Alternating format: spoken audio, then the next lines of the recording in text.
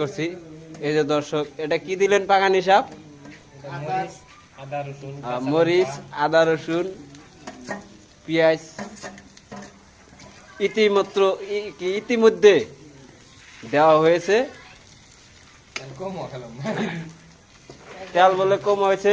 Second পাকানি সাপ, আপনি কিছু তেল দিতে পারেন। তেল শুকিয়ে গেছে।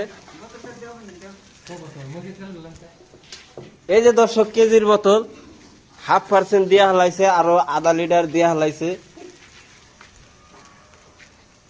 এই যে পাকানি সাপ ঢালতাইছে, আপনারা সঙ্গে থাকেন।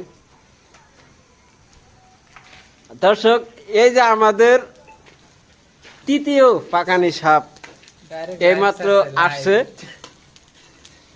মানে আসার লেট হয়েছে, গাড়ির জাম আছিল, এই কারণে সময় মতো আসতে পারে নাই। আমরা ইতিমধ্যে রান্নাটা সরাইয়া দিছি।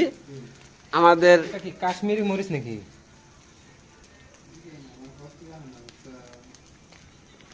এটা কি ডিএনবি মশলা, এটা কিন্তু বুঝি নাই, কিন্তু এটা মনে হয় সম্ভবত মরিচ হতে পারে।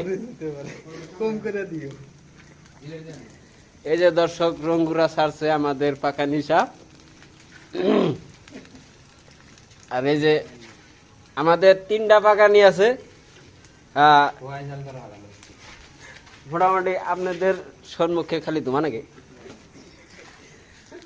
আপনাদের সম্মুখে পাকানি 3টাকে আমি চেনাক্ত করে দেই, আপনারা চেনেন। আর যদি আপনাদের কিবা পাকানি লাগে, আমার এই নাম্বারে কল করবেন। আপনাদের সম্মুখে পাকানি পাঠানোর জন্য রেডি আছি ইনশাআল্লাহ। ওই যে আমাদের অতি বক্তব্য রাখার জন্য সেই শিয়ালদা ট্রেন দিয়ে আসছে।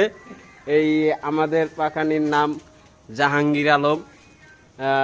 এর বাড়ি হচ্ছে কলকাতা এয়ার হোস্টেস।